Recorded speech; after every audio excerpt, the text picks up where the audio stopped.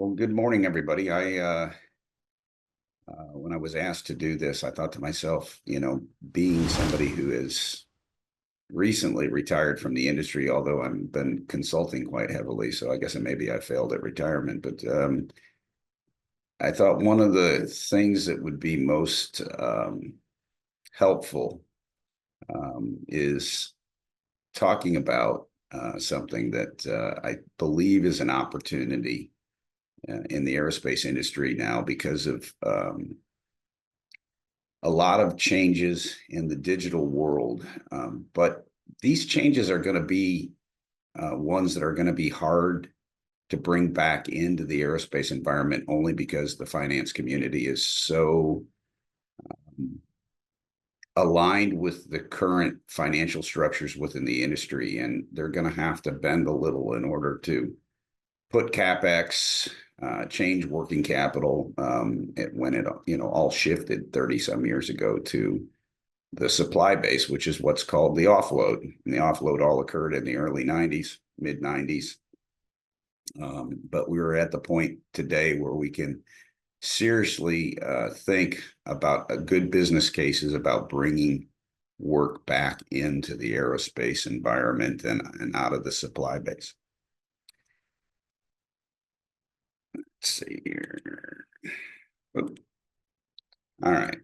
So the agenda that I had was really to just talk about the offload and what the implications were in the industry. And then I took an opportunity to spend about 3 days pouring through a company that I'm very familiar with, my heritage company, Northrop, and pulled their information in just so you could kind of see to some degree, not easy, because there were in the 90s, there were a lot of downsizing and right sizing and mergers and acquisitions that were going on that seriously affected our company and affected really every aerospace company out there.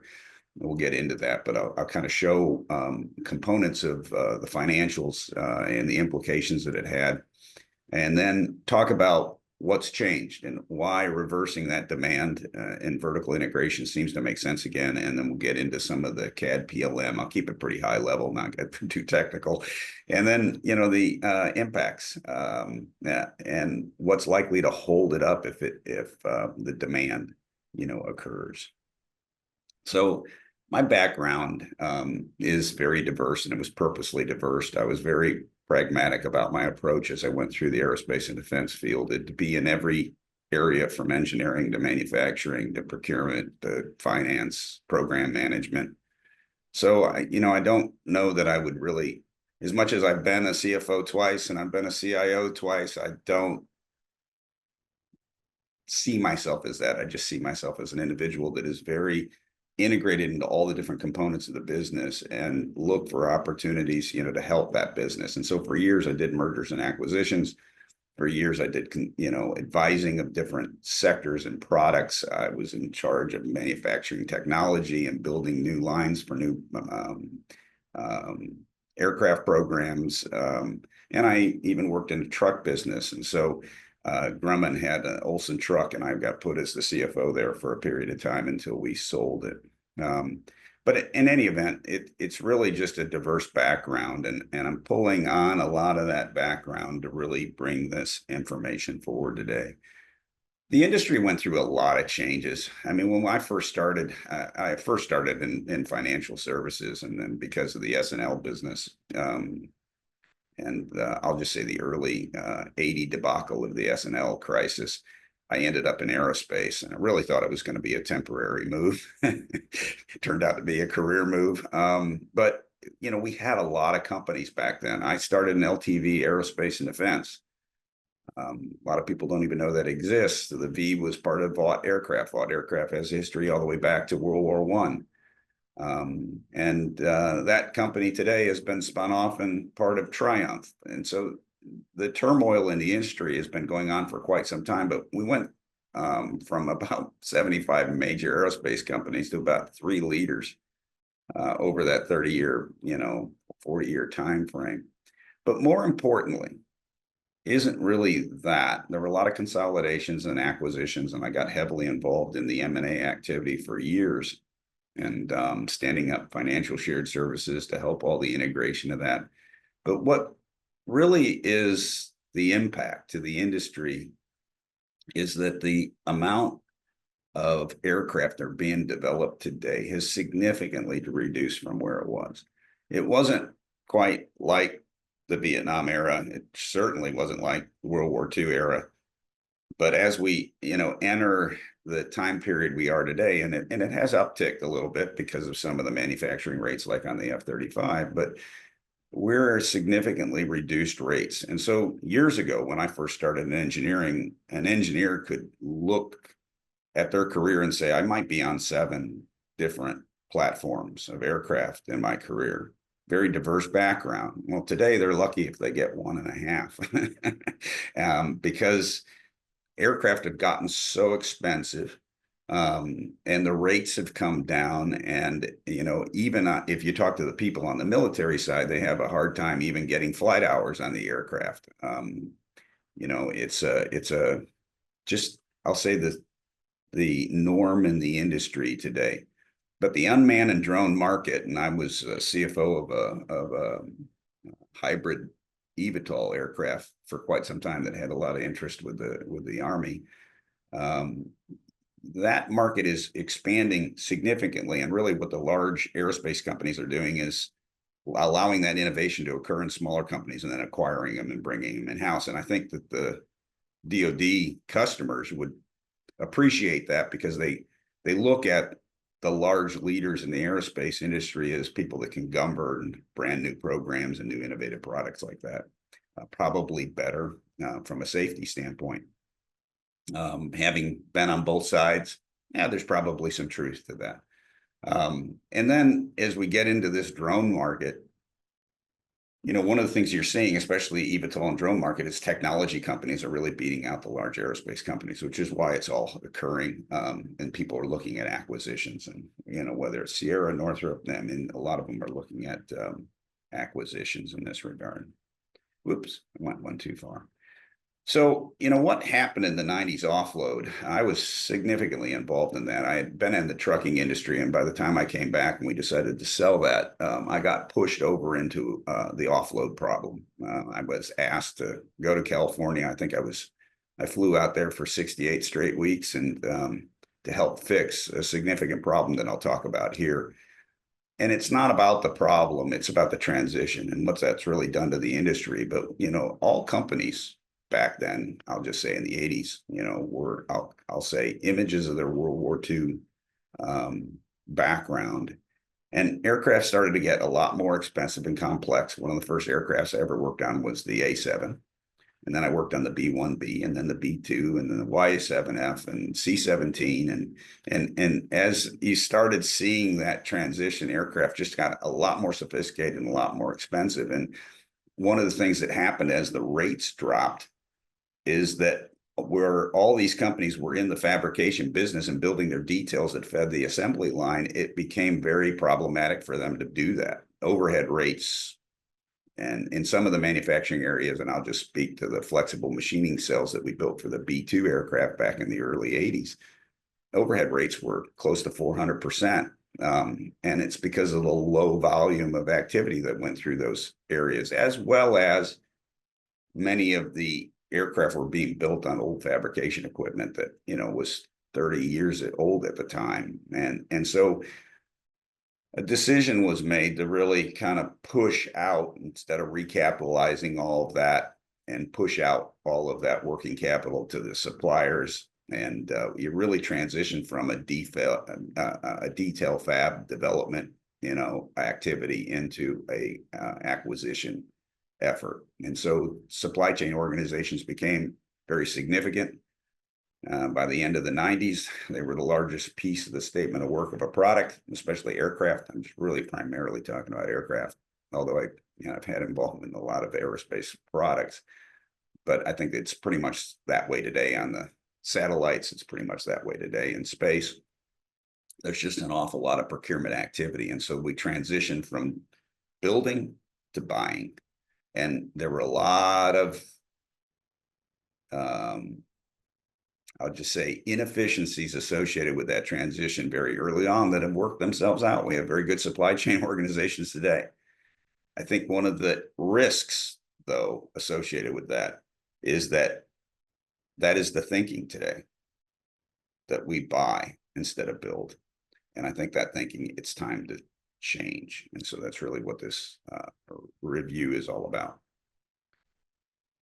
So, did we give away the farm in this offload process? I'd say yes, in part. Again, speaking from my own background, we taught, one of the first programs I got involved on in the late 80s was in Verisa program, where we were teaching a Spanish company how to build commercial Boeing structures, very large structures, horizontal, vertical, tail, everybody said, don't ever give away the wing, because when you give away the wing, you give away the science about building aircraft. Well, giving away a vertical stabilizer, what is that on a large aircraft? It's a wing.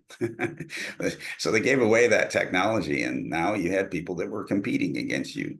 We lost talent in the industry. By the time I got in charge of manufacturing technology on the new bomber program, none of the people that were in that group knew how to do NC coding. They had lost the skills because it was all outsourced on how to manage detail fabrication machines. And so one of the things I did is I went back and made sure everybody got reintroduced and trained in that area, not because they had an actual direct role in it, but they had a role in advising the supply chain when we had problems. And so it was important for them to understand how they did their work. But again, that just highlights that talent over time got lost. We got lost not just because of the push of the industry, but because of the turnover in industry and a lot of retirement areas. That knowledge of building had dissipated.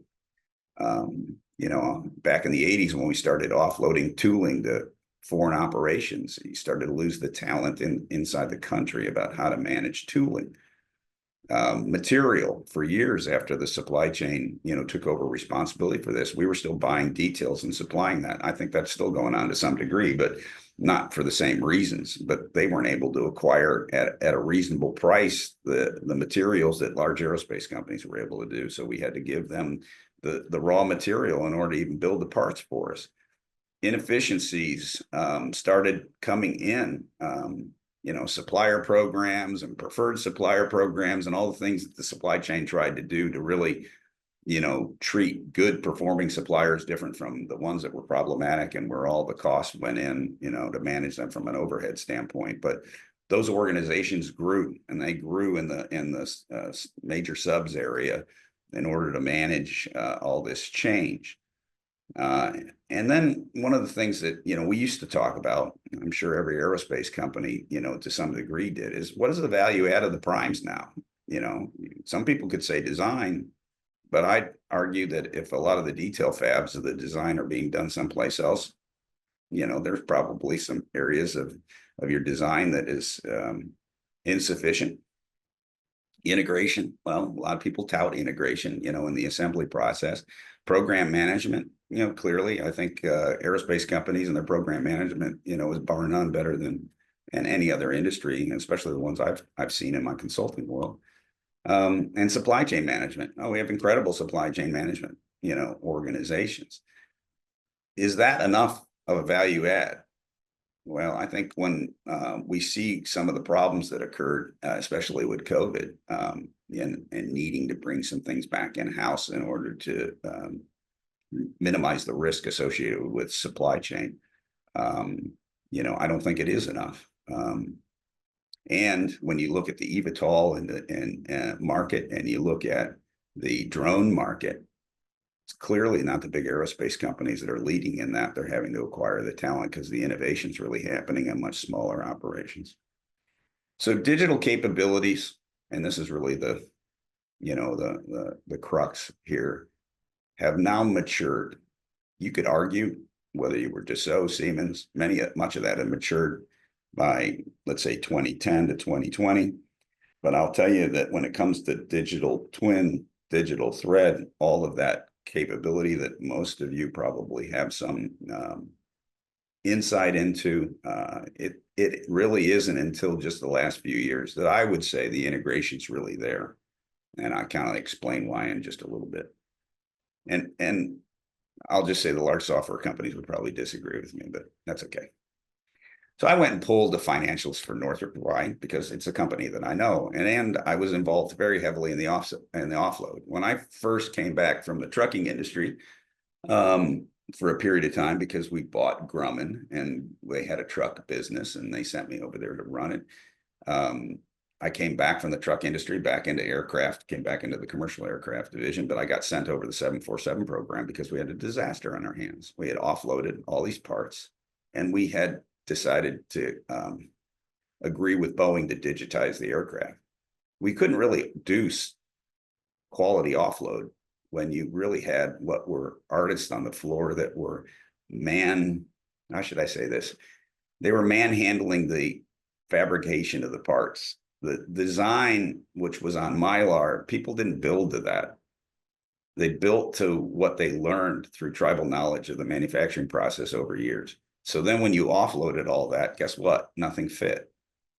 Now that is not something that was resident across the industry. This was, a Boeing problem. It was a 747 problem, but by that time it was a very mature, important program. And but it still existed in a lot of the military aircraft areas. And then depending on what platform of CAD software you used, if you were in the UG side of the thing that ultimately turned into Siemens NX, you were able to upgrade. But if you were on the Dassault side, you got stuck in every version of Dassault CATIA, and none of the programs could ever afford to do the upgrades. And so it was very problematic. And so there, even as much as I love to think that, once you start digitizing aircraft, that your problems go away, they really don't. They get better. They just don't go away. And it's not really until the latest capabilities. But during this offload, it was really kind of peaking in these areas that I have in pink. You can see some of it. Now, this was clouded to a large degree because Northrop was doing huge acquisitions, and which, when you're looking from a 10K perspective, it kind of clouds things a little bit. And because of me being in the middle of that, I can see, where some of this, shows up. But assets change, your CapEx changes, the floor area, changed. The largest detail fab shop in the world was Grumman out in Long Island. Yeah, they got rid of it all. Outsourced the whole thing. It was millions of square feet, and outsourced the whole thing.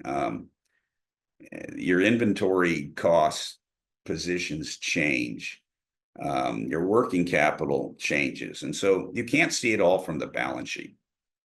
I highlighted some areas, where you can kind of see things where things shifted. And one of the things that I looked at, that they did on the balance sheet for a while, or I should say the cash flow statement for a while, was the cash paid to suppliers, employees. We laid off 17,000 people, primarily in the detail fab area. And, you could see a step down and then a step up. Well, you stopped paying employees, but you started paying suppliers, right? But I can tell you, when all of that was going on, this was a comment. This, again, all public information. There's nothing really private about this, but if you go back far enough in the 9810 kind of filing, you could see that there was a significant write-off in the 747 program. Well, it was close to 200 million. They got it down to 104 million because people like me ran out there to go work with all the problems for 60 straight weeks. But the issue really boiled down to some of it was, well, I would say from a 10K perspective, they tried to associate almost all of it from the program of doing the AFA, which was digitizing the aircraft. But in reality, behind the scenes, I spent the 18 months working with all the detailed bombs and trying to determine what the true cost of manufacturing was, because we lost complete sight of what it cost to build a 747 after 20 some years of production. We had no idea. And we were having to, and it's a very complex aircraft. Without getting into all the things, there's a passenger freighter, a basic combi, which is a combination of a freighter passenger. If you ever flew Lufthansa, you'd see that. They were the ones that bought a lot of that.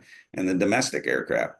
So there are 4 versions. And then there were I don't even remember, 20 some customer variables associated with that, because no aircraft, you know, like when American Airlines acquired TWA and they brought in all their aircraft and the Boeing aircraft, they didn't look the same. Well, even though Northrop built all the fuselage for the 747 for Boeing, that fuselage is affected by all those customer variables, where you put the bathroom, where you put your passengers, where you have the freight. And so it's a very complex aircraft with a lot of peculiar parts to every version and customer, and a lot of common parts for the basic infrastructure of the aircraft. And I can just tell you, it took me, because I was responsible for it, almost 2 years to recover on cost visibility on that program. Okay, so those are the implications. They're not important from any other position other than the offload was very impactful to the industry as a whole. Many companies went through this problem. But now that's 30 years ago. And in a 30-year period of time, who even thinks about possibly bringing in details back into, well, maybe COVID brought some of that thinking back. But I would also argue if you had done it 15 years ago, it would have been painful, because as much as some of the technology has been around, integrating that technology has not been easy. I'm consulting on a project right now where they're still building the integration between Team Center and SAP. And it's remarkably better. I mean, one of the programs I worked on years ago, we had to go build all that. Well, that was done for tens of millions of dollars. Now they're coming up with standard platforms, and it's getting pretty close. It's so close right now, it's not a reason not to do it. So anyway, some of the important impacts, you know, the suppliers and their performance started becoming big issues, where before everything was just go work with your guys in the fab shop. Quality and cost started becoming big factors of things. Who innovated? Well, a lot of the, you know, changes in material technology, you know, composites, titanium, additive. Now in the additive world, a lot of the manufacturing technology groups are still doing that in the aerospace companies, even though the details might be built someplace else. And the reason is because it costs a lot of money working with, you know, CRAD contracts and DARPA contracts, trying to prove out all of the allowables and the things that are important in determining how to do additive manufacturing, which, you know, I'll say the commercial world thinks of as 3D printing. And trying to get that up to the standards that are necessary to get them certified for flight and for space and for other things. So some of that effort is still in the large aerospace companies, but the execution is really occurring in other areas. You know, labor shifted, and it went from detail labor costs to now supply chain costs and overhead costs, you know, that grew in different parts of the area. So the balance sheet shifted, you know, you almost need to look at it from a program controls perspective, you know, because you almost have to look at it, the detailed components of the elements of cost, and you have to look at the detailed components of the overhead cost and the different pools of overhead. It's not easily discernible inside the, you know, a 10K filing. Work share shifted to other countries. You know, this last aircraft where I was the CIO of, it was a supersonic aircraft. I was working with, you know, Fokker, Aeronova, Safran, BAE, you know, M-Torres. You know, you work with all these different suppliers. It was a large collaborative effort of suppliers that were design partners in the overall aircraft, which is a whole nother, you know, element in the PLM world. But the point being is, it now takes an army of people, a village, to build an aircraft, because everything is so outsourced. Well, that has impacts, that has implications, as integration issues, as schedule issues, as you know, design issues. There's a lot of components to it. We put Airbus in business. They're now successful at doing better than Boeing on the commercial aircraft side. Well, that happened because we gave a lot of that work to many of these companies. And now you have companies, technology companies like SpaceX, that has taken over large segments of the business. You've got Boeing, who's, still got astronauts in space they haven't been able to bring home in almost a year. And who's going to go save them? SpaceX. So, that's a shift from knowledge that used to be in one place. It's now in other areas. So, and then, I would argue that, and having been in this business especially the hybrid VTOL area, the technology companies are really the ones that are making a big difference in this part of the aircraft segment. So why reverse this demand now and go back into vertical integration? Well, we have weaknesses in the supply chain. Again, we saw that during COVID, the federal budget pressures. If someone doesn't think that aerospace and defense budgets aren't going to be impacted by the fact that the number one cost for the federal department is interest rates today on the debt, you're kidding yourselves. And so the Air Force and the Navy, when I've worked with them directly on some of the new programs before I retired, they're worried about this. They're worried about our cycle times are too long. The innovation isn't there. The cost is too high. So again, you've got to find ways to bring back this business case capability in order to determine the areas that you can make these transitions in. The rapid development capabilities of these new aircraft types, the barriers of entry that used to be very profound inside the aerospace and defense industry, from a strategic SWOT analysis standpoint, you have now companies that aren't even aircraft companies competing against you. And they're being very successful. And if you don't think they're being successful, go look at Archer, Joby. I mean, we supplied a lot of people from the supersonic company I was with over to those industries. They didn't even have aircraft people in it for a long time. It was software development people out of Palo Alto, that are doing a lot of this work. But here's the primary component of this.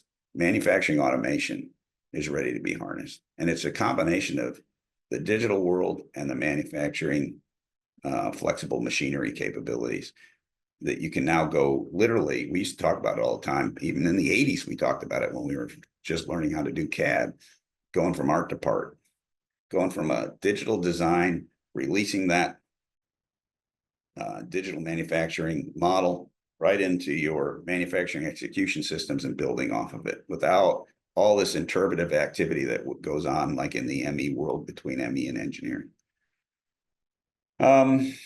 This is something I originally built for the supersonic company, and then I brought over to Freedom Lift when I was working on the hybrid eVTOL efforts. But by the time, and this is pertinent, especially in new programs and startups, if you're a startup company, but by the time you develop the OML of the product that you're going to be flying, whether, I don't care if it's a missile or, an aircraft, by the time you finish that OML and by the time you prove out that design through all of the software analysis that you do on that OML of the aircraft, meshing technology and wind tunnels and,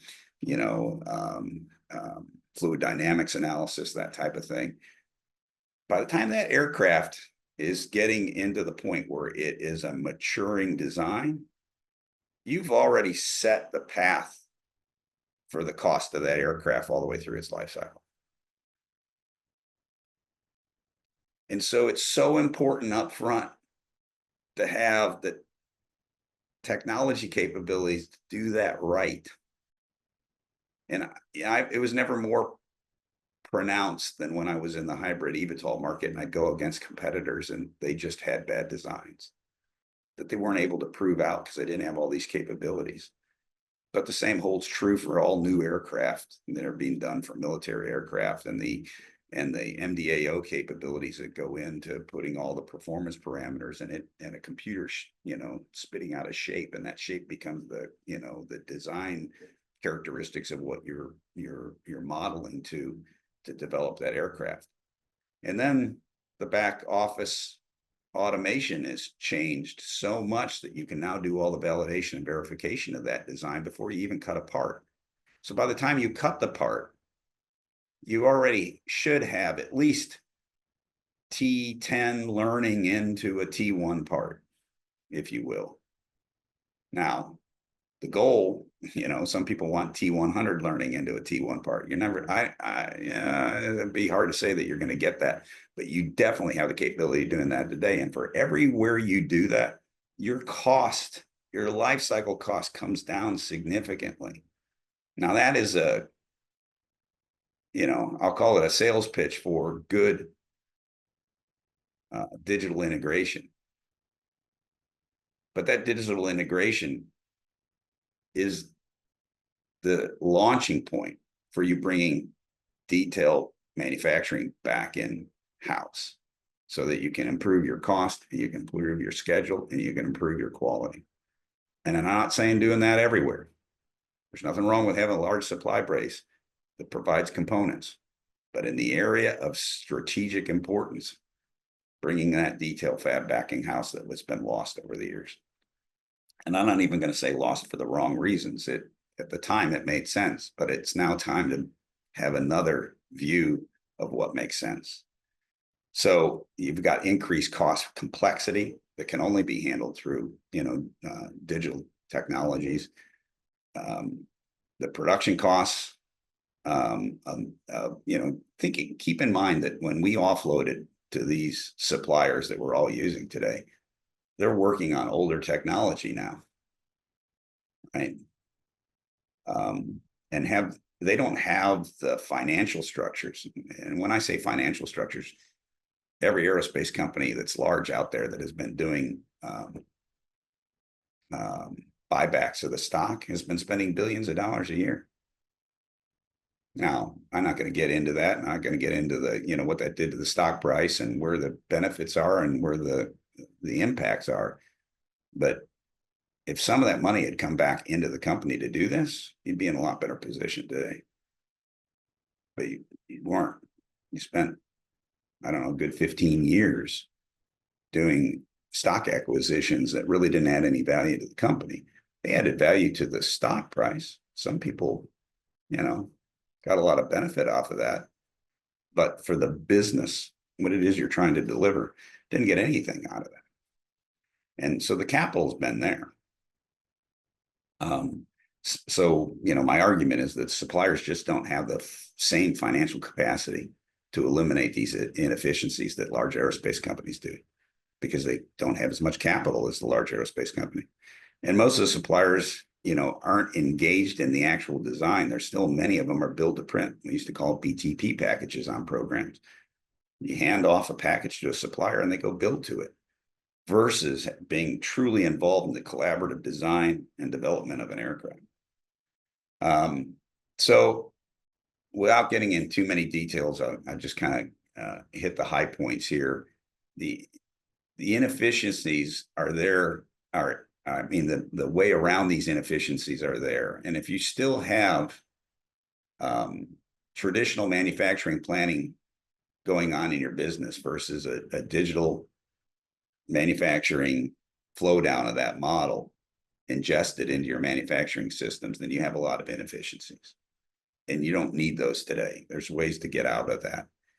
We talk about, if your goals of manufacturing solutions deliver faster development of design in a manner that guarantees that each product you build conforms to approved design, then you have to go down the digital twin, infrastructure path, because it's only in that environment that you can prove out the technology before you start building it.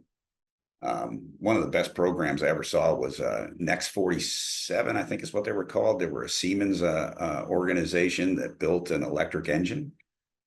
The whole thing was built and designed and verified and validated electronically.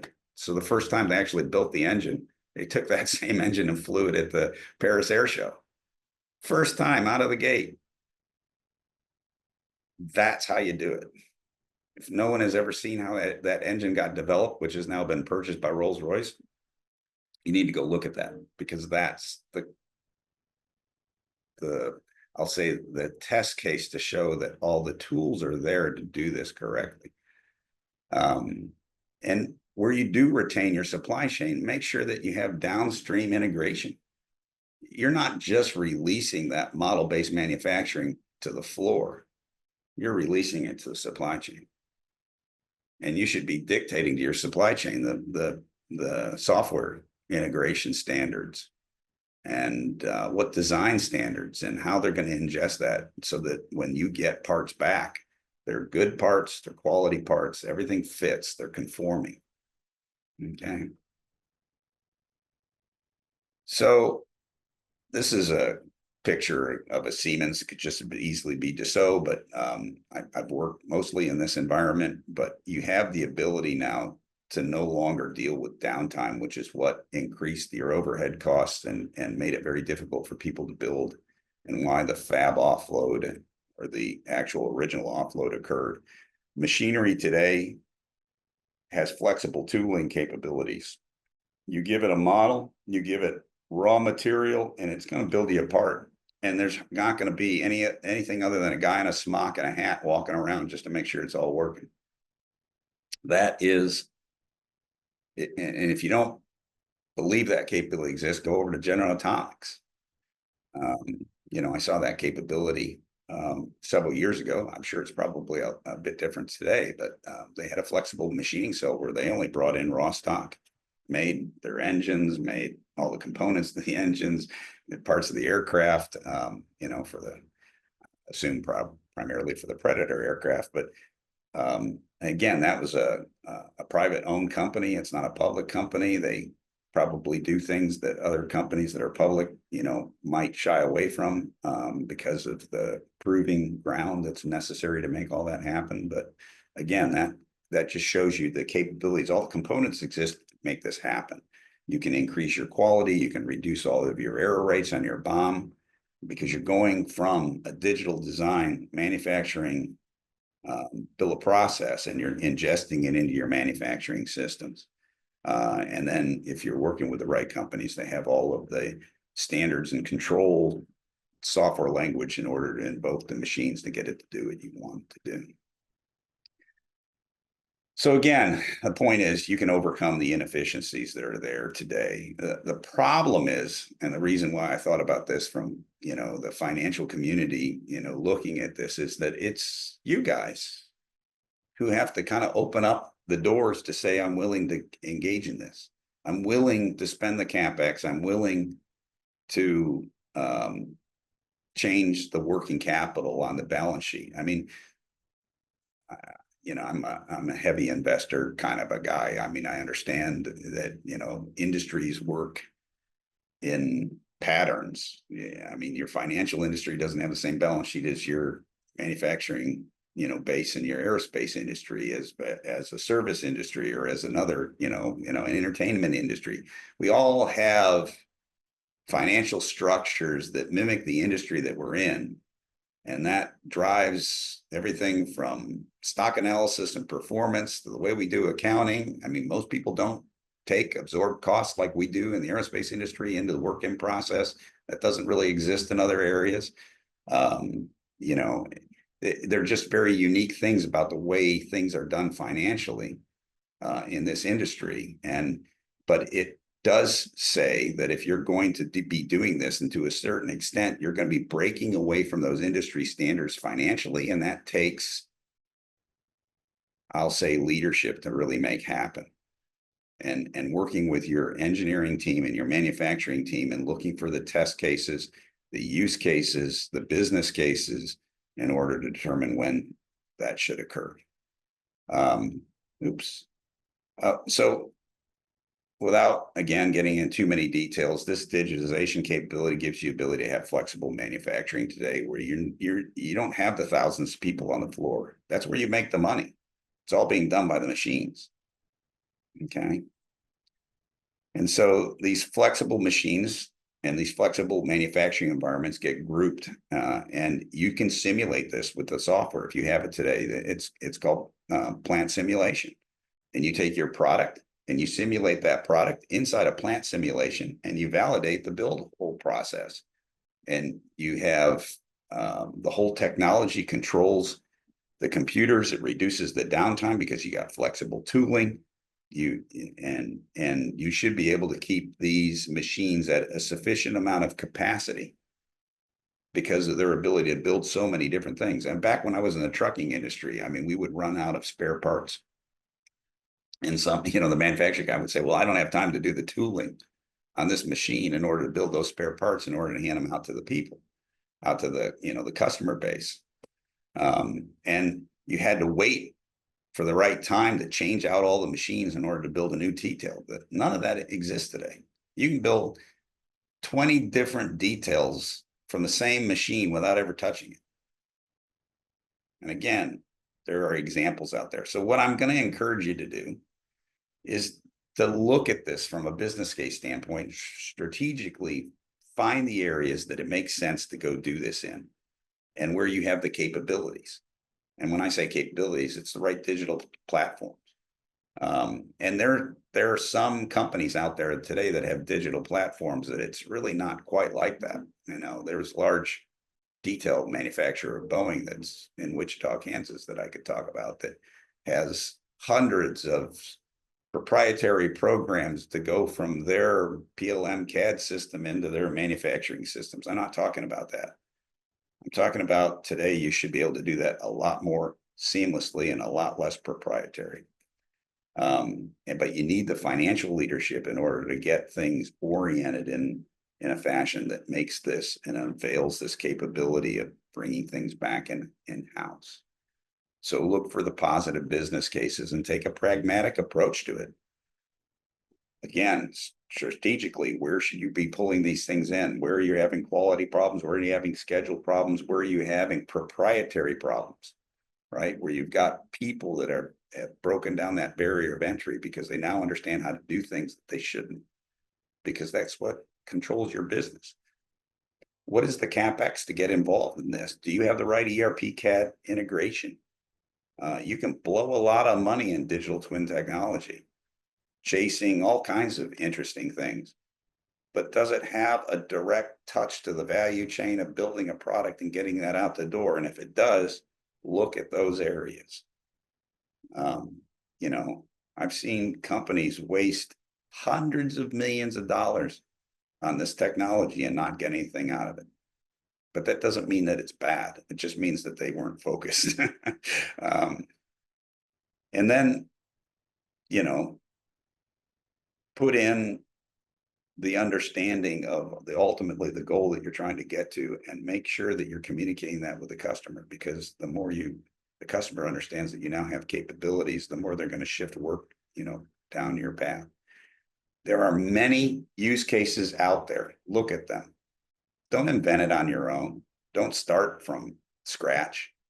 I used to call it rip and read. Go look at people that have done this successfully. Here's some examples I got from my friends at Siemens that know how to do this successfully, and the business case around that, and see if it applies internally. You're going to be a lot more successful by following things that work than trying to figure out how to make it work, if that makes sense.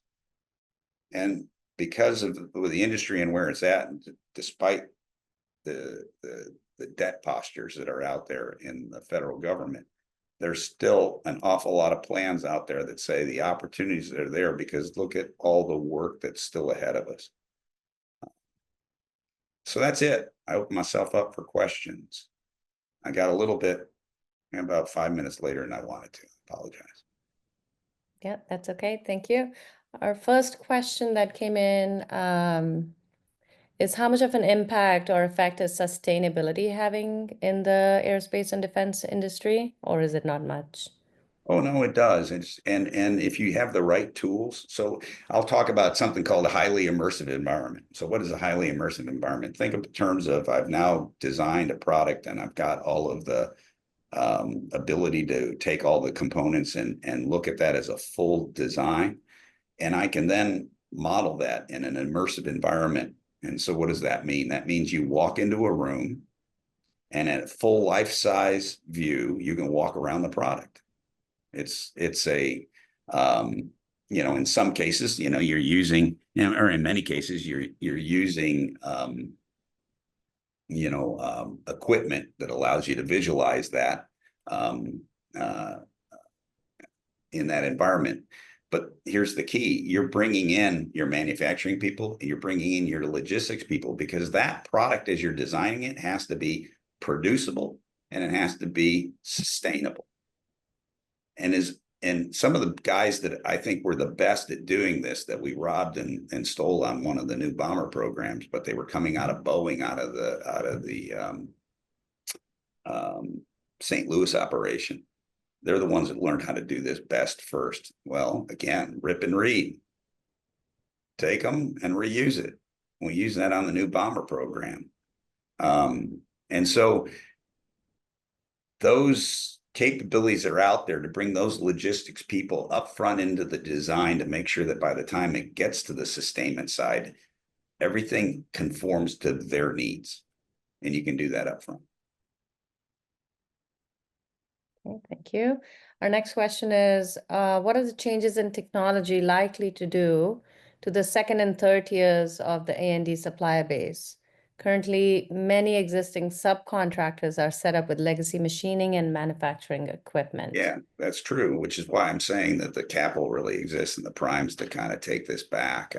Because what you're going to do is kind of get to where we were in the 90s, where enough things have changed, and now it was really difficult for people to do anything other than kind of offload the problem to somebody else. But integration is hard. When I was on the supersonic aircraft program, we had we had a lot of partners, international partners, and we were all trying to use the same PLM system and do our design in there. And it got very complicated because some people had different versions of CATIA, and some people had NX, and other people were working with other CAD systems from PwC and SolidWorks. And I mean, I can't tell you how complex that was, but you really have to look at it from this standpoint. I'm building a multi-million-dollar product at a particular rate, and you, supply chain, need to start using the technology that the prime is. And I can tell you that's painful. I've lived through all the arguments and all the companies and all their arguments associated with that, from Fokker on electrical harnesses to, Aeronovon structures to, Spirit. I'll just say that none of that is easy, but it's achievable. You just have to know what it is that you're going after before you get into it, and then work with them to make that happen. And sometimes that's working with the software supplier so that they make things easier for them to acquire technology. And so you've got to have a really good partnership with the software companies to go do that. But it's really about conform to engineering capabilities and manufacturing capabilities, and helping them and making it a true partnership. And where they can't be helped because maybe they don't have the capital infrastructure to do it, you'll have to possibly take that back in-house. I don't know if that completely answers the question, but it's kind of around those kinds of concepts. Thank you. Is earned value used in aerospace, and how does that flow into WIP? Earned value?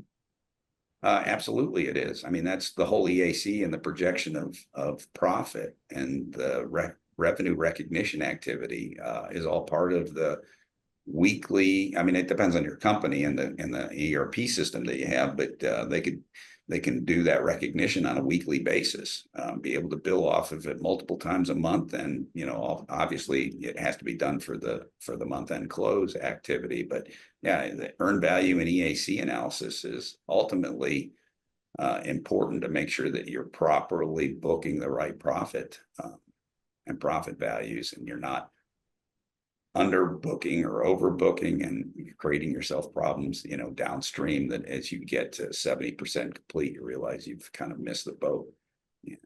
If you have the right disciplines and tools in place, you should be able to, and it's mostly discipline and understanding, but you can effectively manage that in very early percentages of the life cycle, 10%, 20% of the aircraft, to manage that right long term. It's not to say that hiccups don't occur and you don't run into your own version of an AFA program, later on. But again, things happen, but to a large degree, you should be able to account for all of the earned value and profitability analysis on an ongoing basis throughout the life cycle of the program. Right. And the last question right now we have is, are there industries where flexible manufacturing has been successful? Yeah, I was Other going to say, industries. go look at General Atomics. The biggest issue that you have at General Atomics is, though, that they're a I say private equity, they're owned by a couple of, very wealthy brothers. And so how much can you really get of the true financials? They may do things for strategic reasons that have no financial impact, and that's okay because the guys that own the company are okay with that, right? So you got to weed through that chaff, but there are examples of that, and some of the examples that I showed earlier, where you can go determine where this is being done successfully. And I would argue, I don't care whether you're doing ERP, PLM, you're doing flexible manufacturing, you should never do things by yourself.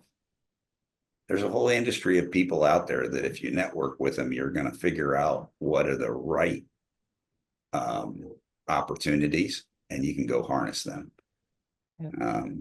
Again, for lack of a better term, I call it rip and read. Don't reinvent the wheel. If someone's done it right, modify it if you need to, but start with it. Yeah. Right? And the second part to that question, how does QS 9100 impact these digital changes?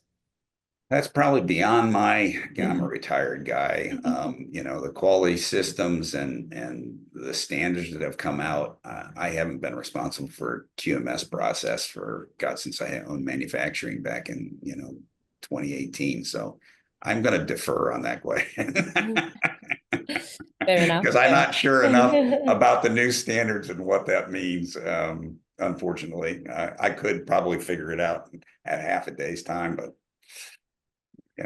right now I don't have an answer for you. Great, thank you. Okay. And then we just have a thank you in the chat for all the different perspectives and the fact that a lot of the Wall Street push goes into those metrics that are being looked at heavily. They do. I mean, industry financial standards are so conforming and they become a constraint. And it's really the finance community that has to open up the door and say, I'm willing to try this.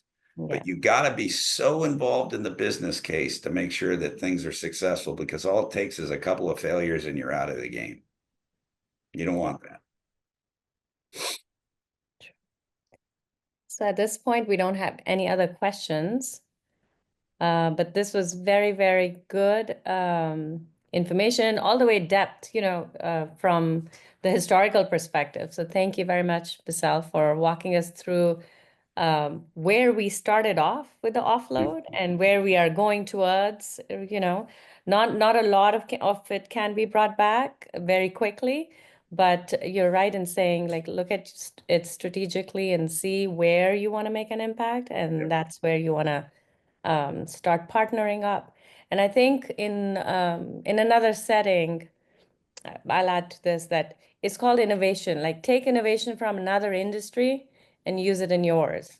And you may have to change it, shift it, but again, use networking as your tool to learn about that. That's true. And so thank you to the power of networking with you. You were able to bring all of this for us today. All right. Very good. Appreciate it. Thank you very much.